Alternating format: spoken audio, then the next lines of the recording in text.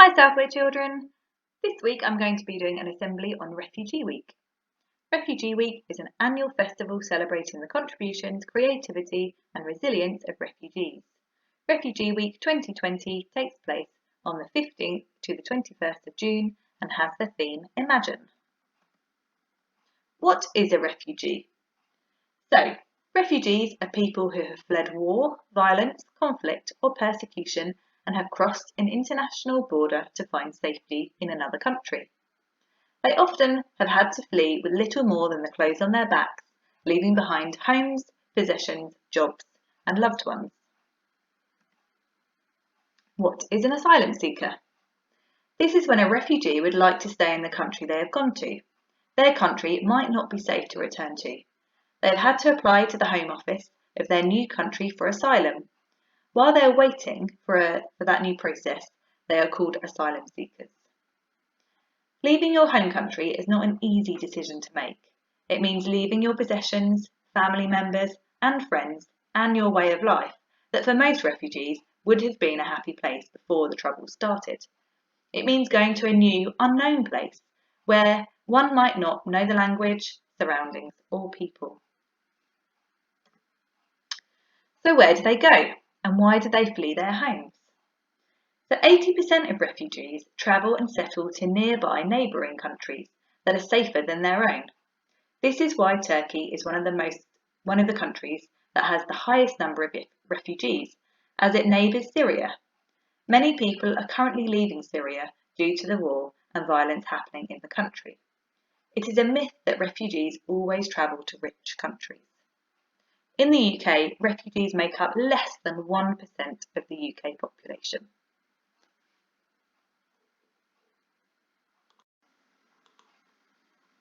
Why do they leave? 70.8 million people around the world have been forced from their home, fleeing conflict, violence or persecution, based on their race, religion, sexuality, political beliefs or gender. Human migration is the movement by people from one place to another, particularly different countries, with the intention of settling temporarily or permanently in the new location. The movement of people is not a new thing. Studies show that the pre-modern migration of human populations began with the movement of early humans out of Africa across Eurasia about 1.75 million years ago. So migration is not a modern thing. People have moved from country to country for thousands of years. And although the term refugee is quite a new term, of course people have had to do that for thousands and thousands of years for different reasons. So, let's fast forward a few thousand years to a few names and faces you might recognise. So, starting us off with a very familiar name and face is Albert Einstein. Definitely a class that I was really proud to be part of when I was in year 5 because he is such a fantastic person. Einstein was already a famous physician by the time Adolf Hitler rose to power in 1933. As a German Jew, however, his rights were suspended and he was barred from teaching at his university in Berlin. Nazis also raided his property and burned his books.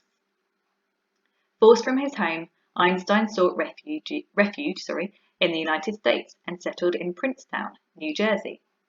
While there wasn't much help for refugees in those days, to ensure the safety of fellow refugees, Einstein took matters into his own hands. He and his wife made visa applications for other German Jews and personally vouched for the refugees fleeing Nazi rule.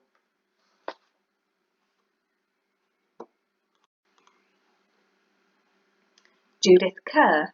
Now you might not recognise her face, but I'm sure you'll recognise some of her books because they were definitely some of my favourite books, and I'm sure there were some of yours as well. So The Tiger Who Came to Tea was one of her books, Mog the Forgetful Cat, and When Hitler Stole Pink Rabbit. She was an illustrator of those books and the author. So, early in March 1933, Judith and her family heard a rumour that should the Nazis come to power in the forthcoming election, they planned to confiscate their passports and arrest Alfred KERR, who was Judith's dad, for having openly criticised the Nazis. The family fled Germany for Switzerland on the morning of the election and later learned that the Nazis had come to their home in Berlin the following morning to arrest them. Alfred KERR's books were burned by the Nazis shortly after he fled Germany. The family later travelled to France before finally settling in Britain in 1936, where Judith Kerr lived for the remainder of her life. And she said, "We loved the change, the interest at different places, the learning a language. I think the language is a huge thing because it's something that appears impossible. Suddenly, you find you've done it. I love the brevity of French after the endless sentences in German. In 1935, 2 years after arriving in Paris speaking no French, she and her brother finished top in French in the final exams," she writes.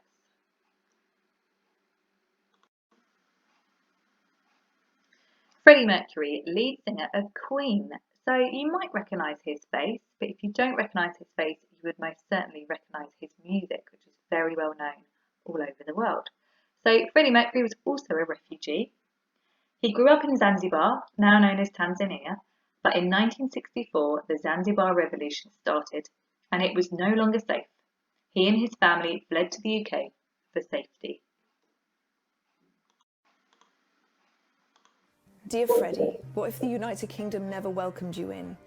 Without a safe home to find your voice, the world would never hear it, and so many would never find their own.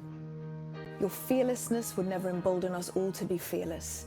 Your anthems silenced, we would never be champions. A world without you wouldn't be as rhapsodic, triumphant, brilliant. It just wouldn't be our world. Dear Freddie and all refugees, you made so much more than history. So what will today's chapter say?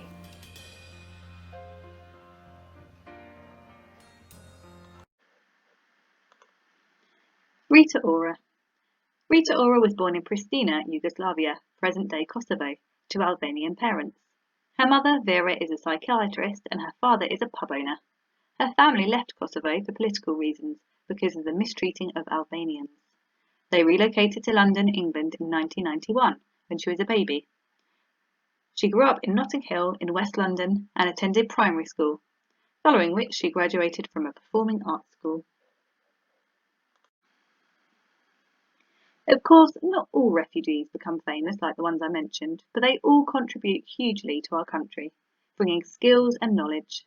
Many will work in jobs that help our country and the economy.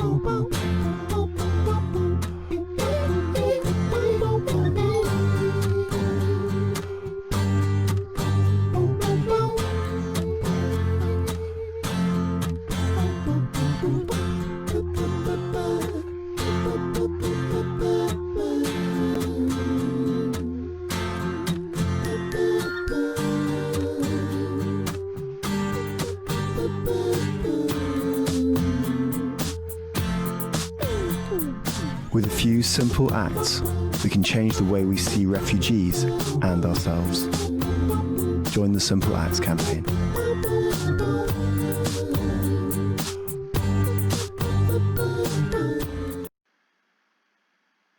If you've been listening today and you'd really like to get a bit more involved, learn a bit more about the refugee crisis or what it means to be a refugee, there are loads of different ways you can get involved.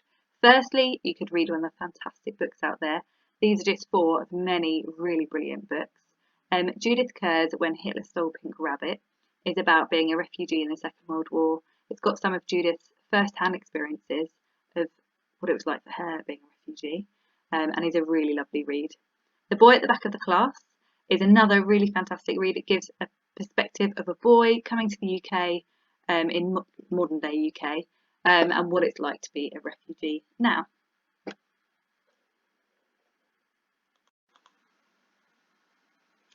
Another way you can get involved is by doing a simple act. So that could be just spreading the word about refugees, making sure that refugees feel welcome, and learning a bit more about them as well. So you could do a small act to spread the word about the refugee crisis. We are going to make an origami boat. First of all, you will need an A4 piece of paper. I want you to write the name of things that you think all people should have in their lives. Things like love, support, shelter, money. I'm sure you can think of loads more.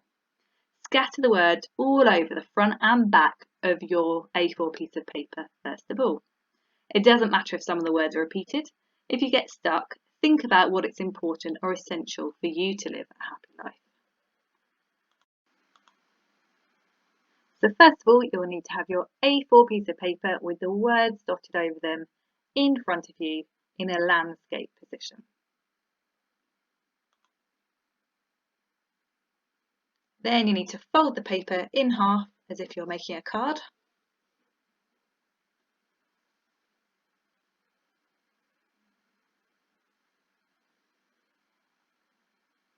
And then fold it the other way to make a crease.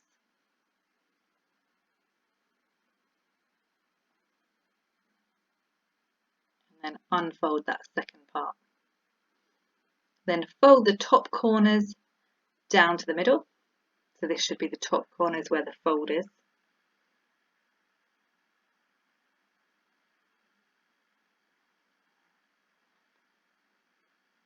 And then fold out one of the bottom layers.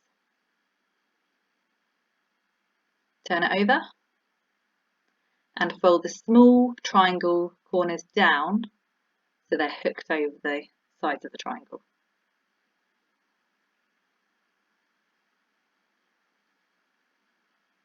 Make sure they're nice and pushed down. Then fold the bottom corners up the same way.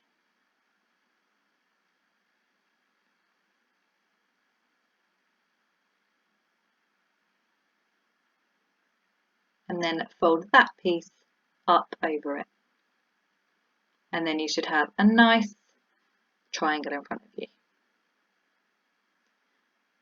Now pull the two pieces together at the bottom of your sort of pyramid shaped triangle and push it down.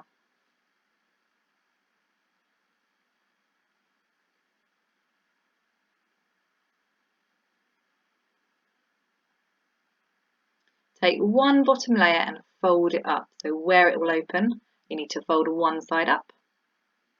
Turn the piece of paper and fold the other side up so that you should have another triangle.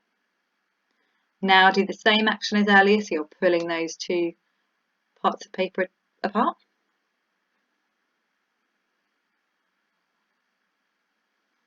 And then now you need to pinch the top two pieces and separate them, a bit like you're trying to force open a bird's beak. And then you just need to secure the middle part.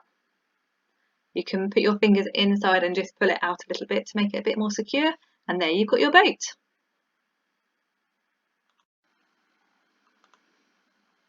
So hopefully in front of you now, you have got a little paper boat like the one on the screen that I made.